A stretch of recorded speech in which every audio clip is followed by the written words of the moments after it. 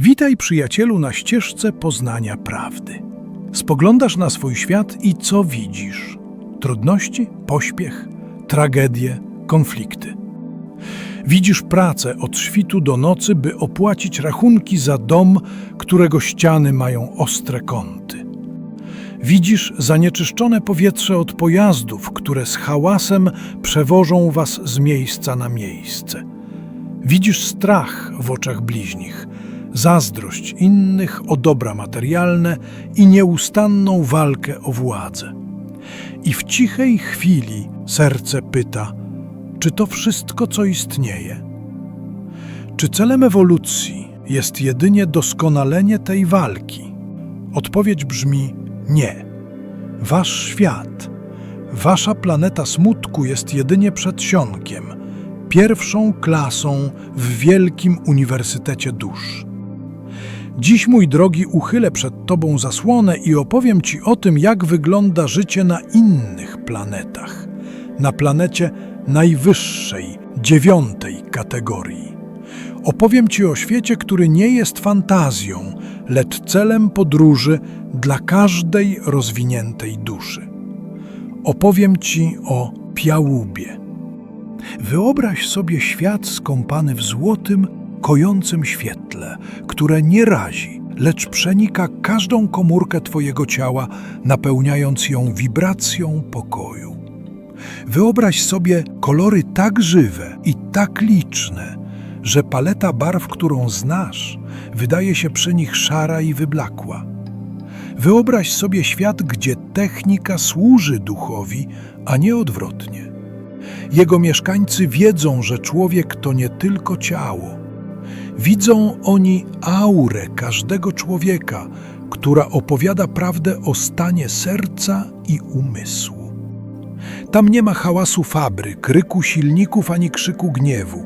Jest tylko subtelna, harmonijna muzyka sfer, wibracja tak czysta, że zdaje się być ciszą wypełnioną miłością. Lecz to dopiero początek. Gdybyś mógł postawić stopę na tej ziemi, poczułbyś pod nią trawę, miękką jak aksamit, o odcieniu szmaragdu, jakiego twoje oczy nigdy nie widziały. Powietrze, które byś wciągnął, nie byłoby jedynie tlenem. Byłoby nasycone subtelnym, słodkim zapachem tysięcy kwiatów, które nie tylko pachną, ale i świecą własnym, delikatnym światłem, emitując przy tym cichą, harmoniczną melodię. Krajobraz Piałuby nie zna ostrych linii ani agresywnych kształtów. Wszystko jest tu łagodne, zaokrąglone i płynie w doskonałej harmonii. Zamiast poszarpanych gór, które na ziemi świadczą o gwałtownej przeszłości, zobaczysz tam wzgórza, które falują niczym zastygłe złote wydmy. Nawet skały wydają się ciepłe i miękkie w dotyku. Jeziora nie są po prostu zbiornikami wody, są lustrami o wodzie tak krystalicznie czystej i spokojnej, że wydaje się być płynnym światłem, odbijającym złote niebo bez jednej chmury. Ich podróże między gwiazdami nie są wyścigiem z czasem, lecz służbą. Lecą szybciej niż światło, a ich statki przypominają żywe kule, ciche, posłuszne woli, bez ciężaru, bez przemocy wobec przestrzeni. Drzewa są katedrami tego świata. Ich pnie nie są szorstkie, lecz gładkie i ciepłe, a ich korony rozpościerają się niczym gigantyczne parasole, dając schronienie i emanując uczuciem głębokiego spokoju.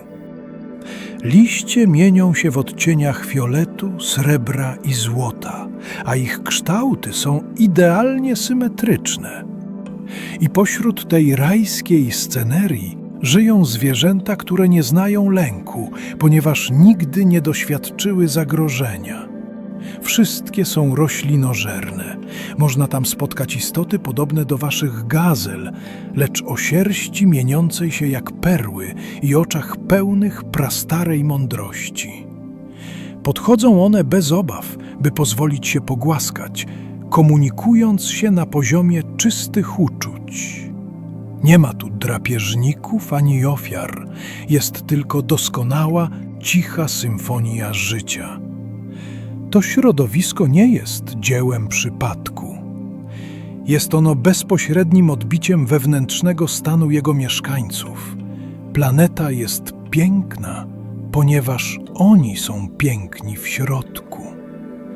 Nie ma tam zanieczyszczeń, ponieważ w ich sercach i umysłach nie ma zanieczyszczonych myśli, chciwości, nienawiści czy zawiści. Rozumieją oni fundamentalne prawo wszechświata. Świat zewnętrzny jest lustrem świata wewnętrznego. O ich mądrości świadczą nie pomniki, lecz sposób, w jaki wychowują, bez strachu, bez przymusu, w uważności na prawo przyczyny i skutku. O prowadzeniu całych społeczności decydują ci, których świadomość dojrzała najbardziej, 7 mędrców zwanych Taori, nie dla władzy, lecz dla odpowiedzialności. Mieszkańcy Tiauby są istotami, które osiągnęły pełnię ewolucji. W waszym języku można by ich opisać jako hermafrodytycznych androgynów, czyli istoty łączące w doskonałej harmonii energię męską i żeńską. Ich ciała emanują światłem, a ich obecność jest tak przepełniona bezwarunkową miłością i mądrością, że samo przebywanie obok nich jest uzdrawiającym doświadczeniem. Ich społeczeństwo nie zna pojęć, które dla was są fundamentem: pieniędzy, własności prywatnej, rządów czy granic. Po co komuś pieniądze w świecie, gdzie wszystko, czego potrzebujesz, możesz stworzyć siłą myśli? Po co komuś władza nad innymi, skoro największą radością jest służenie im? Nie ma tam chorób, ponieważ ich doskonała harmonia duchowa przekłada się na doskonałe zdrowie fizyczne. Nie ma starości w waszym rozumieniu. Ich ciała po prostu dematerializują się, gdy dusza ukończy swoją misję. A jak wygląda ich codzienne życie? Ich domy, zwane doksami, nie są budowane, lecz tworzone siłą psychokinezy. Mają kształt jajka lub kuli, bez żadnych ostrych kantów, by energia mogła swobodnie przepływać. Każdy dom jest idealnie dopasowany do wibracji i potrzeb swojego mieszkańca. Poruszają się pojazdami, które nie walczą z grawitacją, tylko ją rozumieją. Ich pożywienie nie pochodzi z upraw ani z zabijania zwierząt. Otrzymują je w postaci świetlistego płynu, który można nazwać kosmiczną manną, materializującego się bezpośrednio z otaczającej ich energii. Dostarcza on wszystkiego, co jest potrzebne do podtrzymania ich świetlistych ciał. Tam praca nie jest przymusem, a czas nie jest batem. Uczą się tak, jak ogrodnik uczy się ogrodu, przez obecność, doświadczenie i subtelne wskazówki. Cały swój czas poświęcają na doskonalenie duchowe, na tworzenie przepięknej sztuki i muzyki, która leczy, oraz, co najważniejsze, na swoją wielką misję – pomaganie w ewolucji duszom na niżej rozwiniętych planetach, takich jak Ziemia. Opowieść o Tiaubie nie jest bajką, mój przyjacielu. Jest lustrem, w którym możecie zobaczyć swój własny, ostateczny potencjał. Pokazuje on, że prawdziwy postęp nie polega na budowaniu szybszych maszyn czy potężniejszej broni. Prawdziwy postęp to ewolucja świadomości do punktu, w którym umysł staje się panem materii, a serce staje się źródłem prawa. Każdy akt dobroci, każda myśl pełna miłości, każda chwila, w której wybierasz współpracę zamiast rywalizacji, jest maleńkim krokiem w kierunku wibracji Tiauby. Wasza droga jest długa i trudna, ale cel jest niewyobrażalnie piękny. Jesteście w szkole, która ma was przygotować do życia w takim właśnie świecie. A czy ty, przyjacielu, potrafisz zamknąć oczy i poczuć w sercu echo takiego świata? Czy tęsknota za nim nie jest najgłębszym pragnieniem twojej duszy? Podziel się swoimi odczuciami w komentarzu. Jeśli pragniesz dowiedzieć się więcej o naszym kosmicznym dziedzictwie i celu podróży, zasubskrybuj ten kanał, by nie ominęła cię żadna lekcja.